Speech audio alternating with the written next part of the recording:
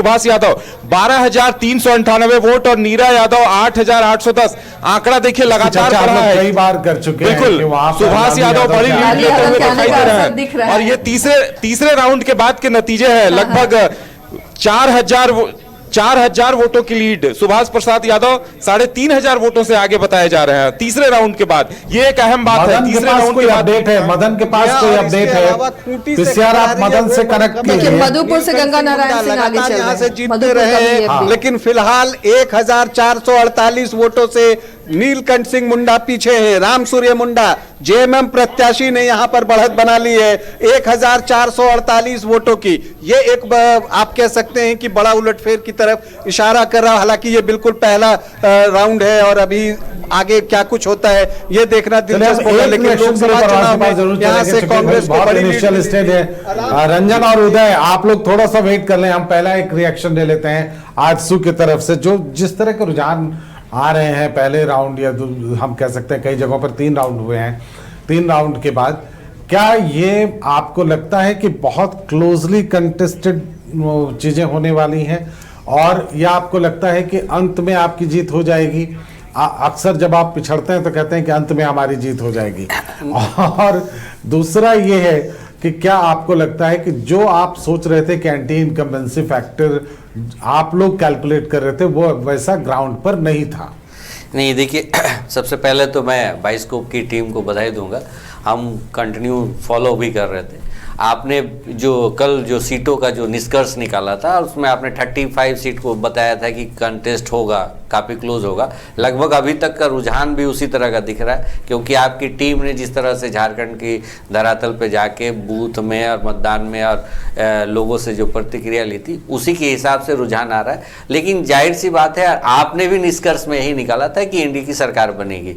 ठीक है, झारखंड की जनता देखिए, इस सरकार जो मौजूदा जो सरकार रही बहुत तरह का छल करने का प्रयास किया। अपना पिछला ही प्रयास जो छलता और इसके लोक लुभावन जिस तरह से आप देखिएगा इनका जो फ्लैगशिप योजना के लेके अगर 2-3 बात किया जाए, अब वो आवाज़ जो दिखा नहीं कहीं पे, लेकिन उसका काफ़ी चर्चा मीडिया पे हुआ, विज्ञापन के माध्यम से हुआ।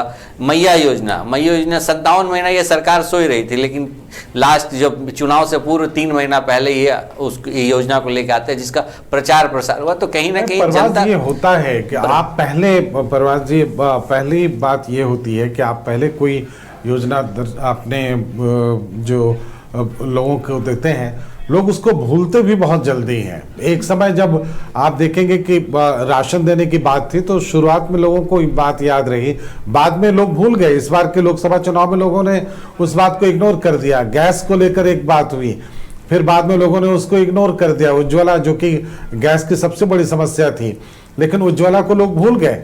तो अगर कोई पॉलिटिकल पार्टी इसको एक स्ट्रैटेजिक रूप में लेती है और चुनाव के कुछ महीने पहले उसको लेकर आती है, तो इसमें क्या गलत है? ये तो स्ट्रैटेजिकली एकदम सही है। देखिए, बहुत बढ़िया बात किसी ने लिखा है कि राजनीतिज्ञों को याददाश्त अच्छी होनी चाहिए, नहीं तो जनता उसे भुला देती है।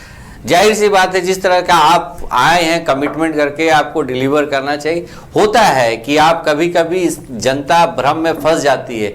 आज का जो दौर है विज्ञापन में, ये सरकार आप देखिए गंगेसर, आप जब पूरा देखेंगे तो सरकार का जो विज्ञापन तंत्र था, सरकार सिर्फ और सिर्फ खंबे में टंगी हुई नजर आ रही थी। हो सकता है इसका प्रभाव भी होता है, लेकिन जिस तरह का चीज़ जब आएगा दिखेगा, आकलन होगा, जिस तरह से 5 साल महिलाएं हों चाहे युवा हों किसान हो, जिस तरह से छले गए हैं, उनकी जिस तरह से उनकी जो अनुभव है बहुत खराब अनुभव रहा, तो जनादेश भी दिखेगा। अभी टू अर्ली है इस तरह का चीज को बोलना। अभी हमारे जिस तरह से आप सत्ता के विरुद्ध आप चुनाव लड़े। हाँ बिल्कुल, ये सही बात है, आप बिल्कुल सही कर रहे हैं। फिलहाल हम अपडेट की ओर जाएंगे। मदन से कनेक्ट करवाने की कोशिश कीजिए, और रांची में क्या कुछ है, उदय के पास कुछ जानकारी है। उदय, तो पाकी सीट को लेकर खबर आ रही है। देखिए, बिट्टू सिंह लगभग 8,000 वोटों से आगे। जी हाँ, बिट्टू सिंह पाकी, यहाँ पर पहले शशिभूषण महतो आगे चल रहे थे, लेकिन अब बिट्टू सिंह जो हैं वो 7,748 वोटों से निर्दलीय प्रत्याशी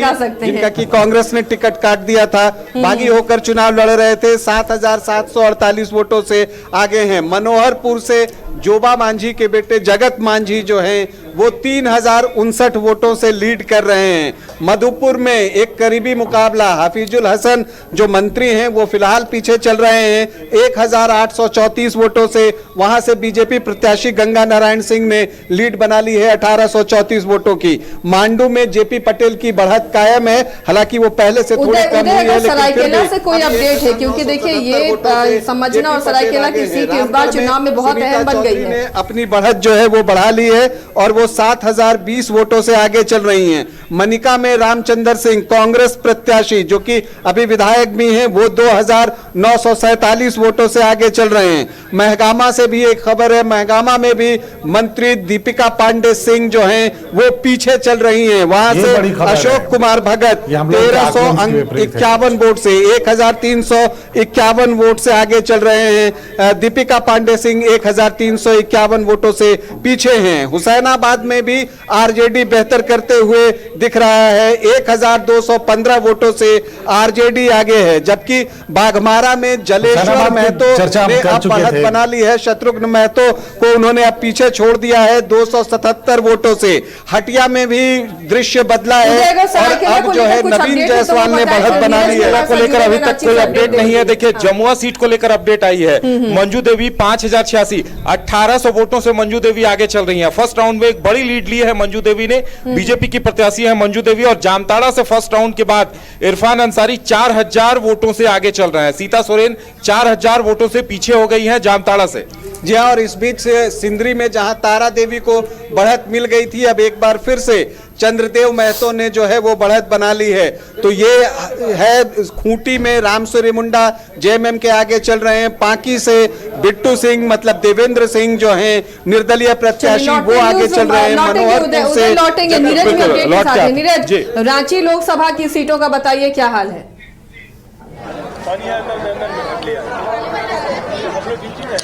देखिए, इससे पहले हमने 2 विधानसभा क्षेत्र की बात की थी और तीसरे यानी कि राजधानी की सीट यानी रांची की सीट को लेकर रुझान आ गया है पहले राउंड का, जिसमें मौजूदा जो विधायक है सीपी सिंह वो अभी फिलहाल आगे चल रहे हैं 2905 वोटों से। और दूसरे नंबर पर झारखंड मुक्ति मोर्चा की प्रत्याशी है महुआ माझी, वो दूसरे नंबर पर चल रही है। 6 बार के विधायक है सीपी सिंह और इस बार भी मैदान में है। ऐसे में अभी जो शुरुआती रुझान है उसके तहत जो है वो आगे चल रहे हैं। हालांकि ये पहले राउंड का जो रुझान है वो सामने आया है। जैसे जैसे राउंड बढ़ेंगे हो सकता है कि ये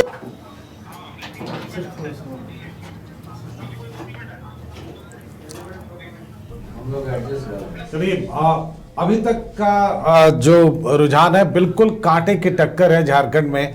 और दोनों ही एनडीए और इंडिया फोल्डर जो है वो एक दूसरे से कभी इंडिया फोल्डर आगे है, कभी एनडीए फोल्डर आगे है। चूंकि ये शुरुआती रुझान है, आप निश्चित रूप से कुछ भी नहीं कर सकते।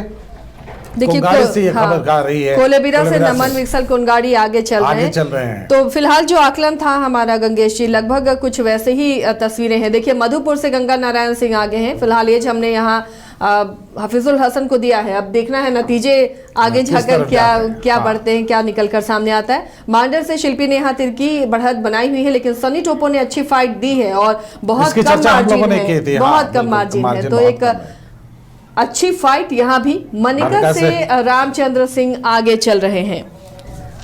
लातेहार की सीट, लातेहार में बैजनाथ राम आगे चल रहे हैं। लातेहार को लेकर हम लोगों ने चर्चा की थी कि शायद वहां पर प्रकाश राम की स्थिति मजबूत है, लेकिन वो अभी शुरुआती फेज में ऐसा नहीं दिख रहा है, ये हम कह सकते हैं। लेकिन जो ओवरऑल आंकड़े हैं वो लगभग यही इशारा कर रहे हैं कि बहुत टाइट फाइट है ये, और निश्चित पूर्वक कुछ भी नहीं कहा जा सकता। ये ध्यान देने योग्य बात है कि दोनों ही पक्षों ने अभी देखिए, जैसा मैंने आपको बताया कि 38 और 39 ये सीटों का आकलन है।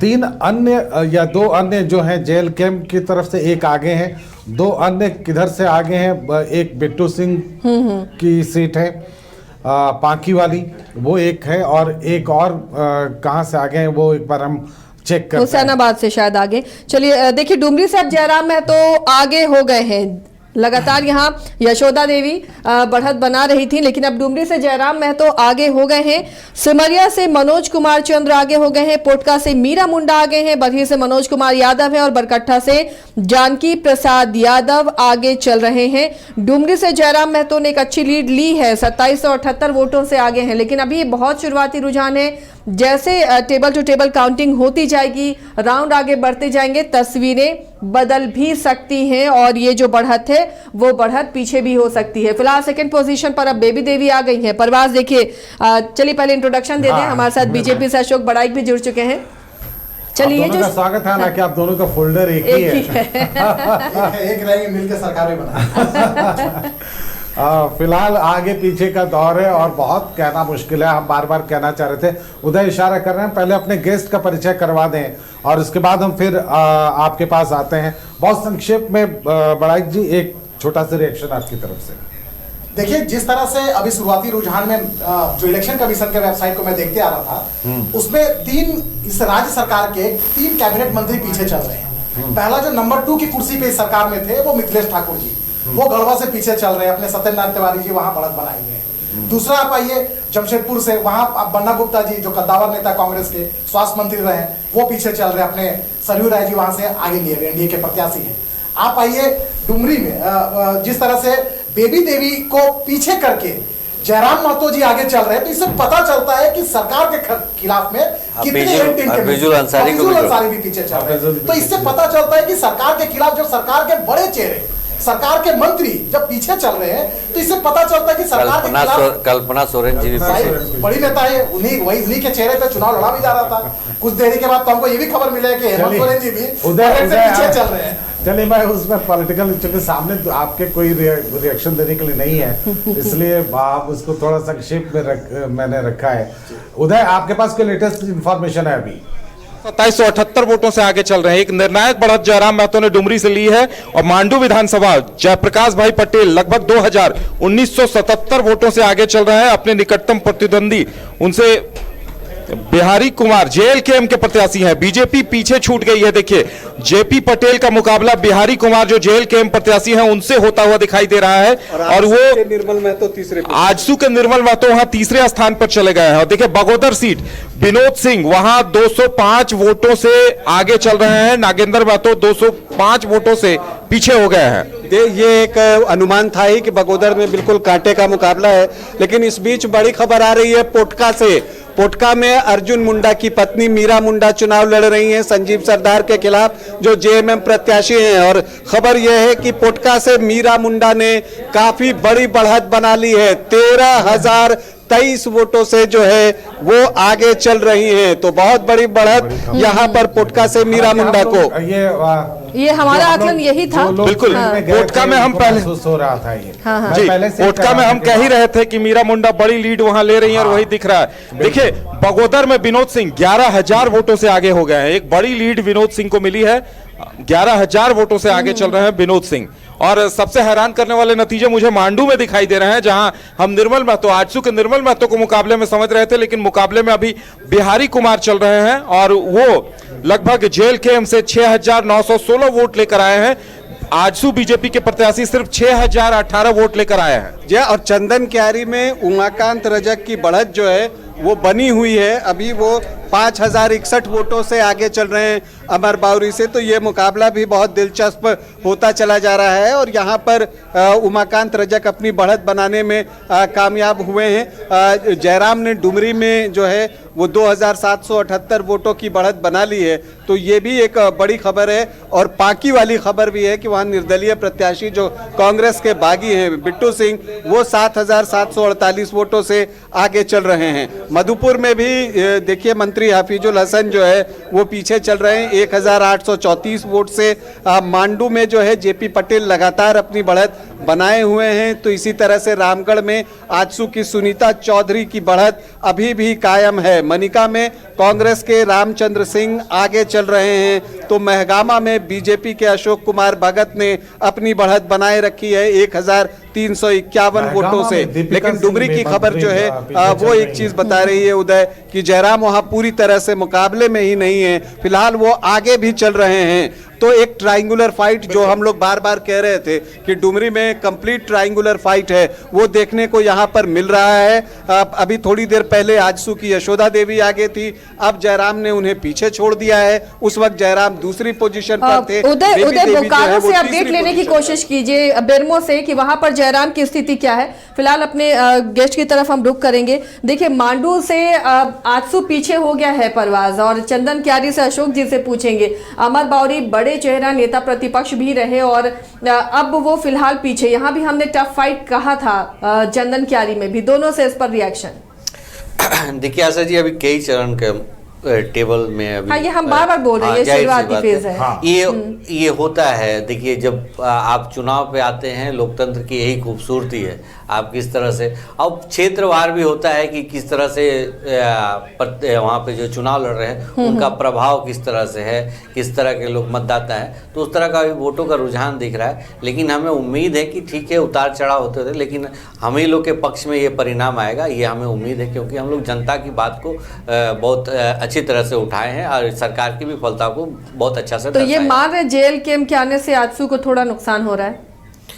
देखिए वोट तो देखिए अब जो भी मतदाता होते हैं तो नंबर वही होता है, लेकिन मतदाता में भी होती है कि भिन्नता। जब हमारे शरीर में भी जिस तरह से हाथ में 5 उंगलियां बराबर नहीं होती, उस तरह मतदाता का भी सोच अलग अलग हो सकता है कि एक जगह नहीं है। लेकिन कहीं ना कहीं इसमें अगर गलत प्रत्याशी की तरफ वोट आपका चला जाता है, क्योंकि चुनाव आयोग ने देखिए एक नोटा का भी आपको प्रावधान दिया था, लेकिन उसमें भी अगर इस तरह से हो जाता है तो गलत जगह चला जाता है, तो एक अच्छे प्रत्याशी हार जाते हैं, जिसके लेके फिर जनता 5 साल उसी की चलते फिर पश्चाताप की भूमिका में रहती है। अशोक जी देखिए, एक ओवरऑल आंकड़े में अभी हम बता दें, इंडिया 41 और NDA 37 पर आगे है। इंडिया गठबंधन 41 पर आगे है। अभी उनको बहुमत, हालांकि एक और आंकड़ा चाहिए होगा उनको, लेकिन ये है 41 और 37। अगर बढ़ते हुए क्रम, पहले जो बैलेट पेपर खुले, जो पोस्टल बैलेट्स हैं, उसमें ऐसा लगा कि बीजेपी या NDA फोल्डर को ज़्यादा मत मिलेंगे। फिर उसके बाद जो फर्स्ट राउंड की गिनती, जैसे ही वो EVM में मामला आया, आप लोग पिछड़ने लगे। पहले राउंड के बाद, सेकेंड राउंड के बाद अगर 41-37 है, तो इसमें कितना बदलाव की गुंजाइश आप देखते हैं? देखिए मिनिमम जो चरण है 13 से 14 और मैक्सिमम 24 से 25 चरण की अभी मतगणना होनी है। अभी देखेंगे जैसे तुरपा में 13 चरण में 13 राउंड की जो टेबल है, तो उसमें शुरुआती रुझान तुरपा का स्पष्ट पता चल गया। अब उसी तरह से 24-25 राउंड की भी कई मतगणना होनी है, तो अभी हम लोग 50% भी नहीं पहुंचे हैं। जिस तरह से अभी जो काउंटिंग हो रही है, देखिए पोस्टल बैलेट में तो NDA हमेशा से आगे रही है, क्योंकि सभी एक ऐसे वर्ग होते हैं जो शिक्षित वर्ग, इंटेलेक्चुअल वर्ग होते हैं, वो जानते हैं कि मेरा डेवलपमेंट मेरे स्टेट को कोई अच्छे दिशा में ले जा सकता है, तो वो NDA। देखिए अशोक जी, वोटर्स को चुनौती मत दीजिए। वोटर्स को नहीं, मैं आपको बता रहा हूँ। देखिए कैटेगरी वाइज नहीं, देखिए मैं आपको बता रहा हूँ कि जिस तरह से महाराष्ट्र और झारखंड के जो चुनाव में, विधानसभा चुनाव में जिस तरह से हम लोगों ने महाराष्ट्र को पीछे छोड़ के झारखंड के मतदाताओं ने एक रिकॉर्ड कायम किया, मैं तो धन्यवाद देना चाहूंगा। अब आप इस पे सवाल जरूर पूछेंगे कि जो इतने तादाद में जो मतदाता निकले हैं वो सत्ता के पक्ष में दिए कि सत्ता के विपक्ष में, लेकिन इतिहास कहता कुछ है कि जब भी सरकार के खिलाफ जबरदस्त रोष रहता है, वो चाहे इंदिरा गांधी के खिलाफ हो, तो वो वोट परसेंट बढ़ जाता है, वो सरकार के खिलाफ वोट करती है। चलिए अशोक जी लौटेंगे, चर्चा भी जारी रहेगी। उदय भी अपडेट के साथ है, लेकिन परवाज आप दिल थाम के रहिए क्योंकि सिल्ली से अपडेट है। उदय लौटेंगे, नीरज के पास एक अपडेट है, जल्दी से बोले लेते हैं। नीरज बताएं। सिल्ली से नीरज। सिल्ली, देखिए सिल्ली से अब बड़ा अपडेट निकलकर सामने आया है। दूसरा आपकी आवाज आ रही है नीरज, आप अपनी बात रखें।